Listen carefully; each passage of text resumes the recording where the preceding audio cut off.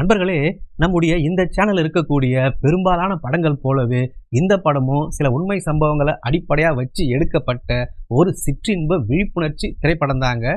இந்த படம் ஆரம்பிச்ச உடனே ஒரு வீட்ல ஒரு இருட்டு அறையில ஒரு மூலையில இந்த பெண் உட்காந்து அழுதுகிட்டு இருக்கா. அப்போ அந்த ரூமுக்குள்ள ஒரு ரவுடி கையில துப்பாக்கியோட வர்றான். வந்து இந்த பெண்ணை போட்டு சர்ற மாதிரியா அடிக்கிறான். அடிச்சுட்டு, ஏய் சீக்கிரம் ரெடியாகி வெளியே வாடி, கஸ்டமர் காத்துக்கிட்டு இருக்காங்க அப்படிங்கிறான். அதுக்கு இந்த பெண்ணு, முடியாது, நான் வரமாட்டேன், என்னால் முடியாது அப்படிங்கிற மாதிரி சொல்றா. உடனே மறுபடியும் அவன் தூக்கி போட்டு மிதிக்கிறான், அந்த பெண்ணை அடிக்கிறான். இந்த மாதிரி வரமாட்டேன்னு சொன்னீங்கன்னா இப்போயே உன்னை சுட்டு கொன்னுடுவேன், உன்னை மட்டும் இல்லை வெளியில் வந்திருக்கிற அந்த 2 பேரும் சுட்டு கொன்னுடுவேன், ஒழுங்கு மரியாதை இந்த புது துணியை போட்டுட்டு ரெடி ஆகிட்டு வா அப்படிங்கிறான். இப்போ வேற வழி இல்லாமல் அவளும் அவன் கொடுத்த துணியை வந்து மாத்துறா. அது அவன் கண்ணு முன்னாடியே திரும்பி நின்று அந்த துணியை மாத்துறா. அப்போ அவளோட பின்னழகை பார்க்குற அந்த ரவுடி, ஏய் உன் பின்னழகே என்னை சுண்டி இழுக்குதுடி, இப்போவே எனக்கு உன்னை பார்த்தோன்னே மூடு ஏறுது, உன்னை விற்கவே எனக்கு மனசு வரலடி, இருந்தாலும் வேறு வழி இல்லை, எனக்கு கொஞ்சம் பணம் தேவையாக இருக்குது, அதான் உன்னை விற்கிறேன் அப்படிங்கிறான். இப்போ சொல்லிவிட்டு அவன் வெளியே போகிறான். வெளியே இந்த 2 பேர் காத்துக்கிட்டு இருக்காங்க. அவன்கிட்ட, கொஞ்சம் வெயிட் பண்ணுங்க, பொண்ணு ரெடி ஆகிட்டு இருக்கா, அதை வந்துடுவா அப்படிங்கிறான். இதில் 2 பேரில் ஒருத்தன் பேர் பன்வார், அவனுக்கு 36 வயசு ஆகுது. அவன் தான் இந்த படத்தோட கதாநாயகன். அவன் பக்கத்தில் உட்காந்துக்கிட்டு இருக்க இந்த வயசான ஆள் பேர் வந்து பைரோ. இவன் வந்து இந்த கதாநாயகனோட தாய் மாமன். இப்போ கொஞ்ச நேரத்தில் அந்த பெண்ணு அந்த ரூம்லேருந்து வெளியே வர்றா. இப்போ அந்த ரவுடி இவங்கிட்ட சொல்கிறான், பாருங்க இதுதான் பெண்ணு, நல்லா பார்த்துங்க அப்படிங்கிறான். ஏம்மா கொஞ்சம் முக்காடை விலைக்கு அவங்க முகத்தை காட்டுமா அப்படிங்கிறான். அந்த பெண்ணு முக்காடை விலைக்கு முகத்தை காட்டுறா. பெண்ணு நல்லா பார்த்துங்க அப்படிங்கிறான். இப்போ இந்த ரவுடி எந்திரிச்சு போயிட்டு அவளை திருப்பி முதுகெல்லாம் காட்டுறான். பாருங்க இவளோட பின்னழகு, பாருங்க எவ்வளோ பின்னழகு, ரொம்ப பிடிக்கும், எவ்வளோ அழகாக இருக்கா பாருங்க அப்படிங்கிற மாதிரிலாம் சொல்கிறான். ஒன்று ஹீரோ, சரி சரி போதும் போதும் அப்படிங்கிறான். சரி நம்ம வேலை பேச ஆரம்பிக்கலாமா அப்படின்னு. இப்போ வந்து இவங்க 2 பேரும் வேலை பேச ஆரம்பிக்கிறாங்க. இந்த ரவுடி என்ன சொல்கிறான், ரவுண்டாக 1 லட்சம் கொடுத்துருங்க அப்படின்னு கேட்குறான். உடனே ஹீரோவும் அவங்க மாமாவும் தயங்குறாங்க. ஐயோ என்ன சார் இவ்வளோ வேலை சொல்கிறீங்க, நாங்கள் ஏழைப்பட்டவங்க, எங்களால் அவ்வளோ முடியாதுங்க, என்ன ஒரு 25,000 வச்சுங்க அப்படிங்கிறாங்க. அதுக்கு அந்த ரவுடி, ஆஹாஹா அவ்வளோலாம் முடியாது, இது இவ்வளோலாம் வேலைக்கு ஆகாது, நீ கிளம்புங்க அப்படிங்கிற மாதிரி ரொம்ப அசால்ட்டாக சொல்கிறான். பொண்ணு, சார் சார் கொஞ்சம் பார்த்து பண்ணுங்க சார் அப்படின்ட்டு இவங்க பேரம் பேச ஆரம்பிக்கிறாங்க. கடைசியில் ஒரு 75,000 கொடு அப்படின்னு கேட்குறான். இவங்க வேறு வழி இல்லாமல் ரவுண்டாக ஒரு 50,000 முடிச்சிக்கலாங்க அப்படிங்கிற மாதிரி பேசி அந்த டீல் 50,000 முடிக்கிறாங்க. இப்போது பணத்தை எடுத்து அந்த ரவுடி கையில் கொடுக்குறாங்க. கொடுத்த அடுத்த நிமிஷமே அங்கேயே அந்த பெண்ணுக்கும் நம்ம கதாநாயகனுக்கும் திருமணம் ஆகுது. திருமணம் முடிஞ்ச கையோட அந்த பெண்ணை அவங்க கூட்டிக்கிட்டு தன்னுடைய கிராமத்துக்கு போகிறாங்க. சரி இவெல்லாம் என்னதான் நடந்துச்சு அப்படின்னு கேட்டிங்கன்னா, ஒரு காலத்தில் நம்ம தமிழ்நாட்டில் பெண் குழந்தைங்க பிறந்தா கள்ளிப்பால் ஊற்றி கொலை பண்ணுற வழக்கம் இருந்துச்சு. அது உங்களுக்கு எல்லாருக்கும் தெரியும்.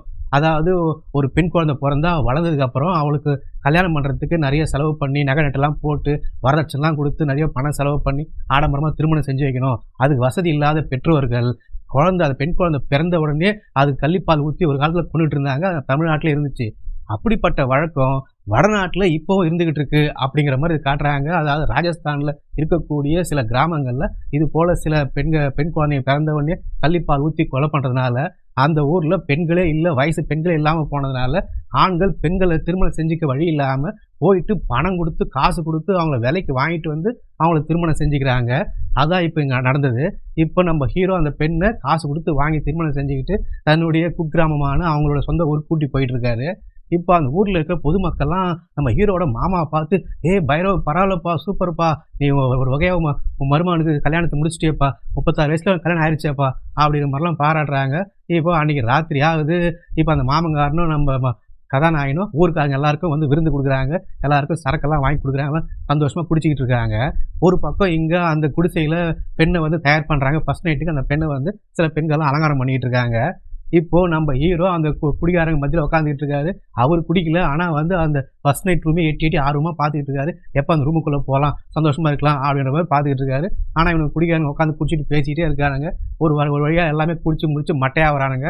அந்த நேரத்தில் நம்ம ஹீரோ வந்து அவங்க மாமாக்கிட்ட பர்மிஷன் கேட்குறாரு. என்ன மாமா இப்போ உள்ளே போட்டோமா அப்படின்னா, உடனே அவங்க மாமாவும், சரி போ சந்தோஷமாக இரு, இன்னும் எண்ணி 10 மாதத்தில் எனக்கு ஒரு குட்டி மருமகனோ இல்லை குட்டி மருமகளோ பெற்று கொடுக்கணும், அப்படி சரியா அப்படிங்கிற மாதிரி இந்த தாய்மாமன் சொல்கிறான். உடனே நம்ம ஹீரோவும் சந்தோஷமாக அந்த ஃபஸ்ட் நைட் ரூமுக்குள்ளே அந்த குடிசைக்குள்ளே போகிறாரு. இவர் போன உடனே வேலையை ஆரம்பிச்சிடுறாரு. டக்குன்னு போயிட்டு அந்த பெண்ணை முத்தமிட்டு கட்டி பிடிச்சி சம்பவத்தை ஆரம்பிக்கலான்னு பார்க்குறாரு. டக்குன்னு அந்த பொண்ணு தடுத்து நிப்பாட்டுறா. கொஞ்சம் இருங்க, நான் கூட கொஞ்சம் பேசணும், நான் சொல்கிறத கேளுங்க அப்படிங்கிற.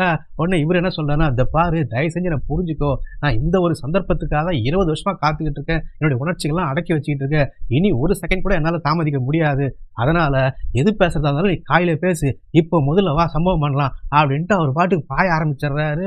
அப்படியே லைட்லாம் ஆஃப் பண்ணிவிட்டு அவங்க சம்பவத்தில் ஈடுபடும் போது திடீர்னு ஹீரோ அலறி அடிச்சுக்கிட்டு அந்த ரூம் வந்து வெளியே ஓடி வர்றாரு. அவங்க மாமங்கிட்ட போயிட்டு, மாமா நம்ம மோசம் போயிட்டோம் மாமா அப்படிங்கிறாரு. உடனே அந்த மாமங்காரன், "ஏய் என்னடா ஆச்சு மருமகனே?" அப்படின்னா, "ஐயோ மாமா, அவ பொண்ணே இல்ல, ஒரு திருநங்கை" அப்படிங்கிறாரு. இத கேட்டவுடனே அவங்க மாமாவுக்கு அப்படியே பேரதிர்ச்சி ஆகுது. "என்னடா சொல்ற மருமகனே?" அப்படின்ட்டு அவரும் அதிர்ச்சியாயி நேரா போயிட்டு அந்த ரூமுக்குள்ள இருக்கிற இந்த பெண்ண போட்டு அந்த பைரவ அந்த மாமங்காரன் மிதி மிதி மிதிக்கிறாரு, அடிக்கிறாரு. உடனே ஹீரோ தான் அவங்க மாமாவ தடுத்து நிப்பாட்டுறாரு. "மாமா பொறுமையா இரு, இவ்வளோ அடிச்சு என்ன பிரயோஜனம்? நமக்கு இவ்வளோ வித்தான் பாத்தியா? அவன தான் சொல்லணும், அவன தான் போய் கேட்கணும்" அப்படிங்கிற மாரி சொல்றாரு. உடனே பூரா அந்த மாமா கோவம் அடங்கவே மாட்டுது. "என்ன இருந்தாலும் இவ்வளவு அமுக்குடி மாரி அமைதியா இருந்துட்டாளே, உண்மைய சொல்லிக்கலாம்ல" அப்படின்ட்டு மறுபடியும் இந்த பெண்ண போட்டு இந்த மாமங்காரன் அடிச்சுக்கிட்டே இருக்காரு. நம்ம ஹீரோ தான் தடுத்து நிப்பாட்டுறாரு. அப்புறம் ஹீரோ சொல்றாரு, "பாரு அம்மா, நம்ம கொஞ்சம் கோவப்படாம நான் சொல்றத கேளு. மறுபடியும் இந்த பெண்ண அவங்ககிட்டயே கூட்டிட்டு விட்டுட்டு நம்ம வந்து குடுத்த பணத்த வாங்கிட்டு வந்துரலாம்" அப்படிங்கிற மாரி நம்ம ஹீரோ சொல்றாரு. அப்பதான் நம்ம கதாநாயகி வாய் தொறந்து பேசுறாங்க. "இத பாருங்க, நீங்க நினைக்கிறது வந்து அவ்வளோ சுலபமா நடக்காது. நீங்க நினைக்கிற மாரி ஆட்கள் அவங்க கிடையாது. அவங்கலாம் ரொம்ப மோசமானவங்க. அவங்கலாம் ஒரு பெரிய கேங்கு, பெரிய ரவுடிங்க. நீங்க போனா பணம்லாம் குடுக்க மாட்டாங்க. உங்கள அடிச்சு விரட்டுவாங்க. இல்ல உங்கள கொலையா கூட பண்ணிடுவாங்க" அப்படிங்கிறா. இத கேட்டோனே இவங்க 2 பேரும் மிரண்டே போறாங்க. "ஐயோ! அப்ப என்னதான் பண்றது? எங்க பணத்துக்கு என்னதான் வழி?" அப்படின்னா, அதுக்கும் கதாநாயகி ஒரு வழி சொல்றா. "வேணும்னா நீங்க போலீஸ்ல போய் கம்ப்ளைண்ட் பண்ணுங்க. போலீஸ்காரங்க வேணா ஸ்டெப் எடுத்தா உங்க பணம் கிடைக்க வாய்ப்பு உண்டே தவிர, மத்தபடி நீங்க நேரடியா போனாலாம் உங்களுக்கு பணம் கிடைக்காது" அப்படிங்கிறா. சரி, இந்த பொண்ணு சொல்றது சரியா தான் இருக்கு. அப்படியே செய்யலாம் அப்படின்ட்டு. இப்ப மறுநாள் காலையில பொழுது விடிஞ்சதும் மாமனும் மருமகனும் சைக்கிள் எடுத்துக்கிட்டு அவங்க கிட்ட போலாம் அப்படின்னு கிளம்பி போறாங்க. அப்படி போற வழியில அவங்க ஊர்க்காரன் ஒருத்தன் வந்து இவங்கள வழிமறிக்கிறான். "ஏய் நில்லுங்கப்பா, நில்லுங்கப்பா, பண்ணுவாரு. உன்னதாம்மா பார்த்து பேசலாம்னு நினைச்சேன்" அப்படிங்கிறான். என்ன பண்ணா, "பாருப்பா, எனக்கும் ரொம்ப நாளா வந்து பொண்ணு தேடிட்டு இருக்கேன் கல்யாணத்துக்கு. நீ அப்படி எங்க தாம்மா போயிட்டு இந்த பெண்ண வாங்கிட்டு வந்த? எவ்வளோ விலைக்கு வாங்கிட்டு வந்த? அந்த புரோக்கர் யாரு? அந்த அட்ரஸ கொஞ்சம் குடு. அந்த தகவல்லாம் கொஞ்சம் சொல்லுப்பா. நானும் போயிட்டு ஒரு பெண்ண வாங்கிட்டு வந்து திருமணம் செஞ்சுக்கணும்பா" அப்படின்னு கேட்குறான். ஏற்கனவே செம்ம கான்ல இருக்கிற இவன் வேற இப்படி கேட்டவுடனே அவன தூக்கி போட்டு மிதிச்சுட்டு ஓடுறான் இங்கேருந்து அப்படி விரட்டி விடுறாங்க. ஆனா, இப்பதான் அந்த மாமாவுக்கும் மருமகனுக்கும் ஒரு விஷயமே யோசனை வருது. என்னன்னா, இவங்க வந்து நியாயப்படிலாம் வந்து அந்த பெண்ண திருமணம் செஞ்சுக்கல. பணம் குடுத்து தான் வாங்கிட்டு வந்து திருமணம் செஞ்சுக்கிறாங்க. இப்ப போய் இவங்க போலீஸ்ல கம்ப்ளைண்ட் குடுத்தா, போலீஸ்காரன் இவங்கள தான் புடிச்சு உள்ள போடுவாங்க. ஏன்னா, அது சட்டப்படி குற்றம். ஒரு பெண்ண வந்து பணம் குடுத்து வாங்கி திருமணம் செய்றது. இவங்க தான் உள்ள தூக்கி உட்கார வைப்பாங்க. "நீங்க உங்க மேல தான் தப்பு. நீங்க ஏன்டா காசு குடுத்து வந்து திருமணம் செஞ்சீங்கன்னு." அதனால வேற வழி இல்லாம இப்ப என்ன பண்றதுன்னு திருன்னு முழிக்கிறாங்க.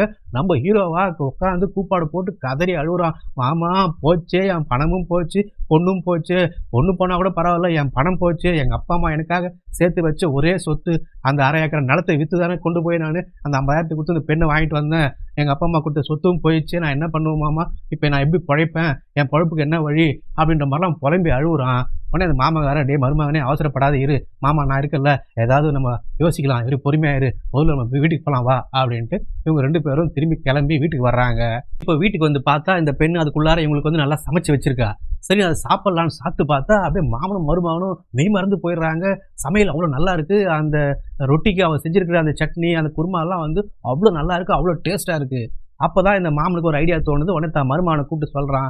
"மருமகனே, இப்ப பார்றா, இந்த பெண்ணு திருநங்கை அப்படிங்கிறது நம்ம 2 பேருக்கு மட்டும் தான் தெரியும். அந்த ஊர்க்காரனுக்கு யாருக்கும் தெரியாது.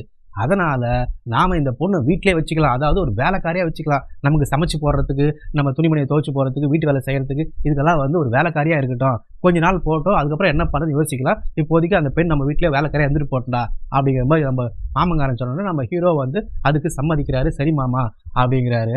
இப்போ அன்னைக்கு ராத்திரி ஆகுது. நம்ம ஹீரோ போய் வயக்காட்டுல வேலை செஞ்சுட்டு ரொம்ப டயர்டா வர்றாரு. அவர் வந்து கட்டில்ல படுத்த உடனே நம்ம கதாநாயகி போயிட்டு அவர் தூங்கணும் அப்படிங்கிறதுக்காக அவர் கை கால்லாம் அமுக்கி விடுறாங்க. அப்போ அவர் கைய பார்க்கும்போது நெறைய காப்பு காய்ச்சிருக்கு. அத பார்த்தோனே, "என்னங்க கையெல்லாம் இப்படி காப்பு காய்ச்சிருக்கு?" அப்படின்னு ரொம்ப அன்பா கேட்கறாங்க. அதுக்கு அவர் சொல்றாரு, "நான் வந்து சின்ன வயசுலேருந்து வயக்காட்டுல உழைச்சு பழக்கப்பட்டவன். அதான் என் கையெல்லாம் இப்படி இருக்கு" அப்படிங்கிறாரு. அதுக்கு அந்த பெண்ணு கேட்கறாங்க, "உங்களுக்கு அப்பா, அம்மா இல்லையா? இந்த மாமா கூடவே இருக்கீங்களே, இவர பார்த்து அப்படி பயப்படுறீங்க, அவ்வளோ மரியாதை தர்றீங்க. இந்த மாமா யாரு? உங்க அப்பா, அம்மா எங்க?" அப்படின்லாம் கேட்கிறா. அதுக்கு தான் இவர் சொல்றாரு, "எங்க அப்பா, அம்மா நான் சின்ன பிள்ளையா இருக்கும்போது இறந்துட்டாங்க. அப்போ வந்து இந்த ஏதோ ஒரு மர்ம காய்ச்சல் வந்தது. அந்த கால்ரா மாரியான மர்ம காய்ச்சல் வந்தப்போ எங்க அப்பாவும், எங்க அம்மா இறந்து போயிட்டாங்க. அதுக்கப்புறம் எங்க தாய் மாமான இவரு தான் என்ன சின்ன வயசுலேருந்து எடுத்து வளர்த்தாரு. அதனால தான் எனக்கு இவரு மேல நல்ல மரியாதை, மதிப்பு, பயம், பக்தி. எனக்கு அப்பா, அம்மா, மாமா, தெய்வம் எல்லாமே இவரு தான். இவரு பேச்சு மீறி நான் எதுவுமே செய்ய மாட்டேன். எனக்கு இவரு மேல அவ்வளோ மரியாதை உண்டு" அப்படிங்கிற மாரிலாம் சொல்றான். உடனே நம்ம ஹீரோ அவன்கிட்ட கேட்குறாரு, "சரி நீ யாரு? உன் அப்பா, அம்மாலாம் என்ன?" அப்படின்னோனே, அப்பதான் அவன் சொல்றான், "எனக்கு அப்பா, அம்மா இருந்தாங்க. ஆனா ஒரு கட்டத்துக்கு மேல நான் திருநங்கைன்னு தெரிஞ்ச உடனே என்ன வீட்ல வச்சுக்க அவங்க வந்து வெட்கப்பட்டுட்டு, அ அசிங்கப்பட்டு எங்க மாமா கிட்ட அவங்க வீட்ல வளர்க்க சொல்லி விட்டுட்டாங்க. கொஞ்ச நாள் எங்க அப்பா, அம்மா இறந்து போயிட்டாங்க. ஆனா எங்க மாமங்காரன் என்ன அவனுடைய பாலியல் இச்சைக்கு பயன்படுத்திக்கிட்டான். அப்பப்போ என்ன பலாத்காரம் பண்ணுவான். என்னோட வந்து அவன் உல்லாசமா இருப்பான். அப்படி இருந்துட்டே இருக்கும்போது ஒரு நாள் அவனுக்கு பணத் தேவை ஏற்பட்டுச்சு. அதனால பணத்துக்காக இந்த ரவுடி கிட்ட என்ன வித்துட்டான். அந்த ரவுடி கிட்ட இருந்தா நீங்க என்ன வாங்கிட்டு வந்தீங்க அப்படிங்கிற மாதிரி இவங்க கதையெல்லாம் இவங்க சொல்றாங்க. ஆனா இவங்க பேச்சு வந்து அவ்வளோ அன்பா, அவ்வளோ மென்மையா, அவ்வளோ தன்மையா இருக்கு. இத கேட்டோனே நம்ம ஹீரோ மயங்கிடுறாரு. என்னடா இந்த பெண் இவ்வளோ நல்ல பெண்ணா இருக்கா, இவ்வளோ அழகா இவ்வளோ அன்பா பேசுறாளே அப்படின்னு நம்ம ஹீரோவுக்கு இந்த பெண் மேல ஒரு சாஃப்ட் கார்னர் ஏற்படுது.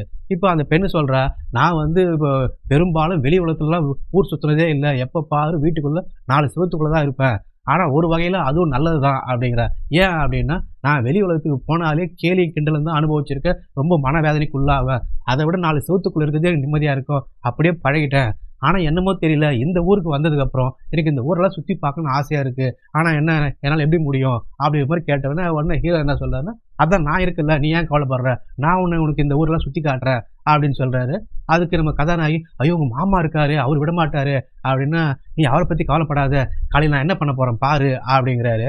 இப்போ பொழுது விடிஞ்சதும் நம்ம ஹீரோ சந்தைக்கு போயிட்டு அவரோட இந்த பெட்ஷீட்லாம் வியாபாரம் பண்ணிட்டு வரணும். அதுக்காக அந்த மூட்டைய எடுத்து தலைமையில வச்சுக்கிட்டு அப்படி நடக்கும்போது டக்குன்னு கால் ஸ்லிப் ஆகி கீழ விழுந்துட்ட மாதிரி அப்படி நடிக்கிறாரு. ஐயோ கால் அடிபட்டுச்சு மாமா, என்னால நடக்க முடியல அப்படிங்கிறாரு. அவங்க மாமாவும் வந்து, ஐயோ மருமகன் என்னடா ஆச்சு? எப்புட்றா இப்ப நீ சந்தைக்கு போவ? கட்டாயம் போய் இதெல்லாம் வியாபாரம் பண்ணியே ஆகணும். அது காசு கொண்டு வந்து நம்ம கடன்காரருக்கு கடன் கட்டி ஆகணுமேடா. எப்புட்றா எப்படியோ அட்ஜஸ்ட் பண்ணி போடா அப்படிங்கிறாரு. அதுக்கு நம்ம ஹீரோ என்ன சொல்றாருன்னா, மாமா என்னால அப்படியே கொஞ்சம் தட்டு தடுமாறி நடக்க முடியும். ஆனாலும் இந்த மூட்டைய தூக்கிட்டு நடக்க முடியாது. அவ்வளோ தூரம் சந்தை வரைக்கும் இந்த மூட்டைய எப்படி தூக்கிட்டு போறது? என்னால முடியாதே மாமா அப்படின்னா, சரி அதுக்கு என்னடா பண்ணலான்னா, உடனே ஹீரோ என்ன சொல்றாருன்னா, நீ கூட வாம்மா, இந்த மூட்டைய தூக்கி நான் உன் தலைமையில வச்சிடுறேன். நீ மூட்டைய தூக்கிட்டு வா, நான் கூட உன்னை கை பிடிச்சு கை தாங்கல நடந்து வர்றேன். நம்ம 2 பேரும் போய் சந்தையில வித்துட்டு வரலாம் அப்படின்னா, டக்குன்னு இந்த மாமன்காரன் ஜகா வாங்குறான். ஏய் மருமகனே என்னடா சொல்ற? வயசான காலத்துல நான் எப்படிடா இந்த மூட்டைய அவ்வளோ தூரம் தூக்கிட்டு வர முடியும்? அப்படிங்கிறாரு. அப்படி பேசிட்டே இருக்கும்போது சைடுல பக்கத்துல நின்னுகிட்டு இருக்க நம்ம கதாநாயகியை பார்க்குறாரு இந்த மாமன்காரன். டேய் அதான் இருக்கார்ல இந்த பெண்ணு இதுக்கு யூஸ் பண்ணிக்கலாம். என்ன பண்ண அந்த மூட்டையை இந்த பெண் தலைமையில வைடா. இவங்க வந்து இந்த மூட்டையை சுமந்துட்டு வரட்டும் பெட்ஷீட்டை, நீ அவ கூட நடந்து போயிட்டு சந்தைக்கு போயிட்டு வியாபாரம் பண்ணிட்டு வாங்க அப்படின்னு சொல்லி அனுப்புறாரு. ஒரு வழியா இவங்க போட்ட பிளான் சக்ஸஸ் ஆகிட்டு 2 பேரும் ஜாலியா வந்து சந்தைக்கு போறாங்க. அங்க போயிட்டு அங்க பெட்ஷீட் விக்கிற இடத்துல ஒரு இங்கிலீஷ்காரி பொண்ணு வருது. அந்த பெண்ணு வந்து இந்த பெட்ஷீட் என்ன ரேட்டு அப்படின்னு இங்கிலீஷ்ல கேட்குது. இவருக்கு வந்து இங்கிலீஷ் தெரியல. அந்த பெட்ஷீட்டோட விலை வந்து ஹிந்தியில ₹400 அப்படிங்கிறாரு. அந்த பெண்ணுக்கு புரியல. உடனே கதாநாயகி அதை வந்து ₹400 அப்படின்னு இங்கிலீஷ்ல சொல்றாங்க. அந்த இங்கிலீஷ்காரிக்கு புரியுது. அது மட்டும் இல்லாமல் இது எதுக்கெல்லாம் பயன்படும் அப்படின்னு கேட்குறாங்க.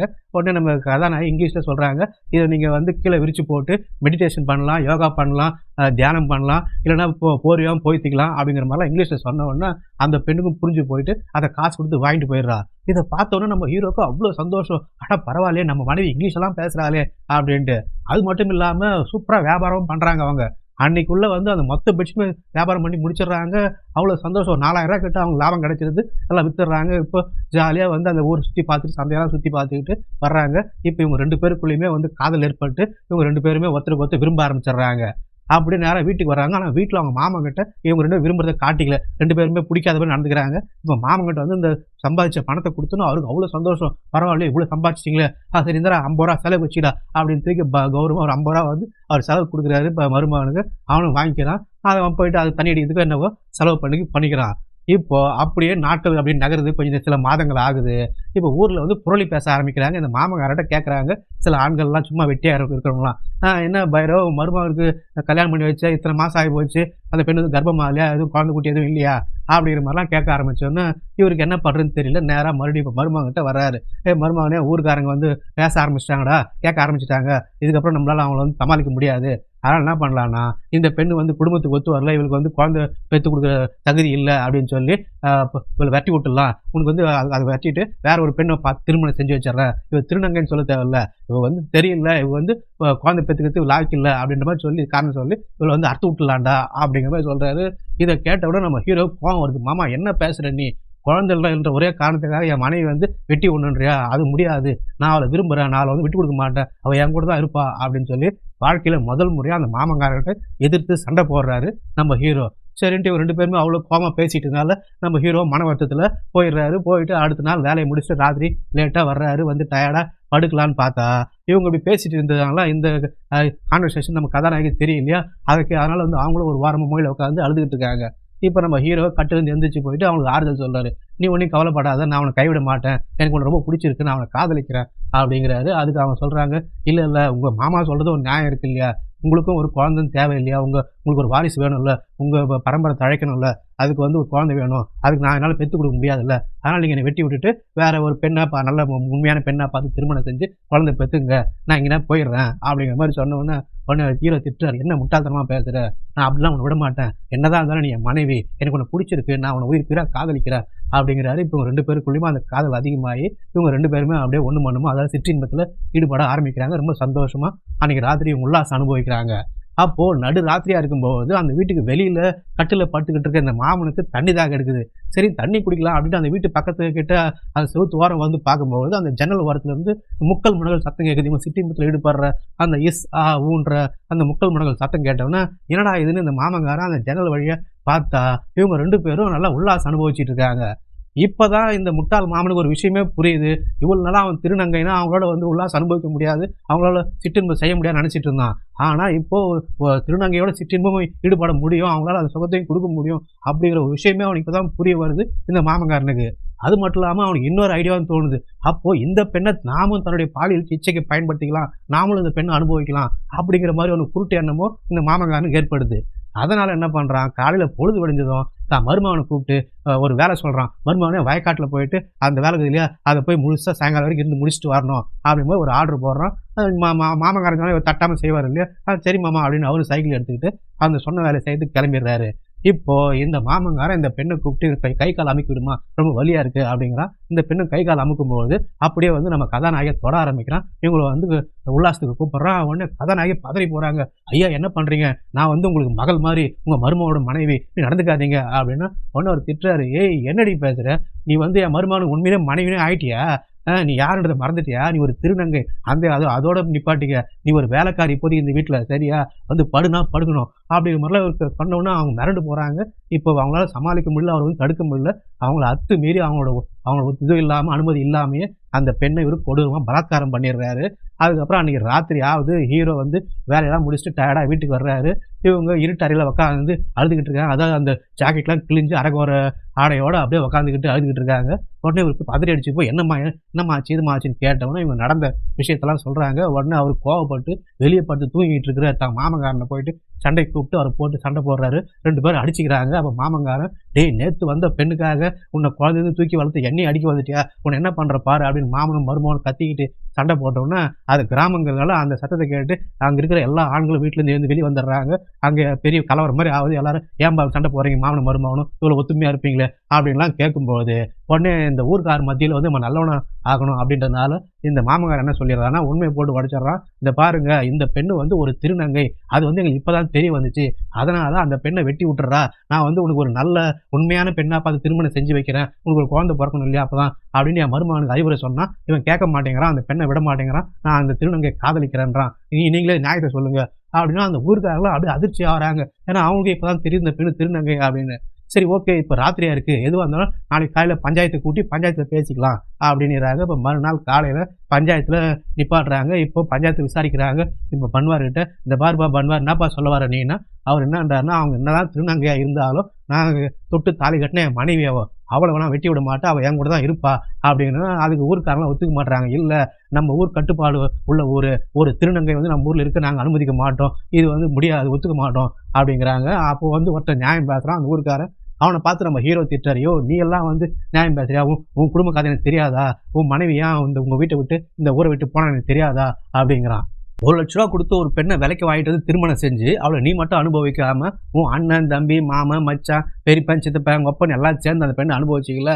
அதனால தான் அந்த பெண்ணு அந்த குடும்பம் தாங்க முடியாமல் இந்த வீட்டை விட்டு இந்த ஊரை விட்டு ஓடி போனா. நீ எல்லாம் வந்து ஏன் நியாயத்தை பேசுறியா அப்படின்னு நம்ம ஹீரோ சொன்னவொன்னே உடனே பஞ்சாயத்து தலைவர்லாம் இந்த பார்பா பண்ணுவார், அதையெல்லாம் இப்போ பேசாத, இப்போ ஊர் சமாசாரத்துக்கு வா, நீ என்னதான் சொல்கிற அப்படின்னா. அப்போ தான் நம்ம ஹீரோ சொல்கிறார், இது பாருங்க, அவங்க திருநங்கையாக இருந்தாலும் நான் தாலி கட்டின மனைவி, நான் அவளை உயிருக்கு உயிராக காதலிக்கிறேன், அவளை எல்லாம் விட்டு கொடுக்க முடியாது, அவளை வந்து இந்த ஊரை விட்டு அனுப்ப மாட்டேன் அப்படிங்கிறோன்னே உடனே அப்போ அதுக்கு இவங்க ஒத்துக்க மாட்டேங்கிறாங்க. ஊருக்காரெல்லாம் இல்லை அதெல்லாம் முடியாது அப்படின்னா. அந்த பஞ்சாயத்து தலைவர் என்ன சொல்கிறாங்கன்னா, இந்த பாருப்பா, நீ சொல்கிறதெல்லாம் வாஸ்தவமாக இருக்கட்டும், நீ அந்த பெண்ணை உயிருக்கு உயிராக காதலிக்கிறதா கூட இருக்கட்டும், ஆனால் உனக்கு ஒரு குழந்தைன்னு தேவை இல்லையா, உனக்கு வாரிசு வேணும் இல்லை, உனக்கு அப்புறம் அந்த சந்ததிக்கு அந்த குடும்பத்துக்கு வாரிசு வேணும் இல்லையா, அப்போ எப்படி அவளால் குழந்தை போய் தர முடியும் அப்படின்னா. அதுக்கும் ஹீரோ பதில் சொல்கிறார், என்ன பேசுறீங்க நீங்கள், குழந்தை தான் வாழ்க்கையா, எனக்கு அவள் குழந்தை, அவளுக்கு நான் குழந்தை, அப்படி இல்லையா, ஏதாவது ஒரு அனாதை குழந்தைய பார்த்து தத்தெடுத்து வளர்த்துக்கிறோம் அப்படிங்கிறாரு.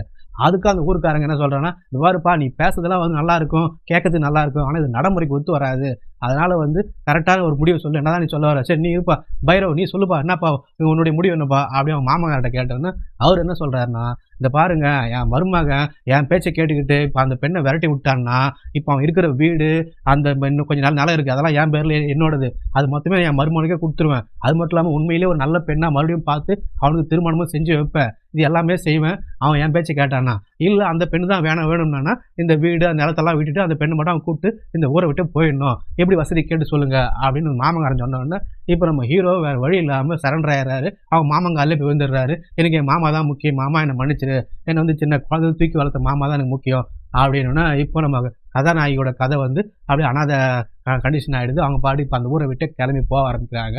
சரி எங்கேயாவது வெளியூர் போய் போய்ச்சிக்கலாம் அப்படின்ட்டு ஒரு பஸ்ஸில் ஏறுறாங்க. அந்த பஸ்ஸில் வந்து பார்த்தா 2 பக்கமும் ஆண்கள் சீட்டு ஒரு பக்கம், பெண்கள் சீட்டு ஒரு பக்கம் எழுதி வச்சிருக்கு. அதனால் இவங்க அப்படியே நடுவில் கீழே உட்காந்துடுறாங்க. அப்போ கண்டக்டர் வந்து ஏமா சீட்டு தான் காலியாக இருக்குது, போய் சீட்டில் உட்கார வேண்டியதானே, எங்கே உட்காந்துக்கிட்டு இருக்கீங்க அப்படின்னா, அப்போ தான் கதாநாயகி சொல்கிறாங்க, இங்கே மட்டும் இல்லை எங்கடா எங்களுக்குன்னு சீட்டு ஒதுக்கி வச்சுருக்கீங்க, நான் ஒரு திருநங்கைடா அப்படிங்கிறாங்க. அந்த இடத்துல இந்த படம் முடியுதுங்க.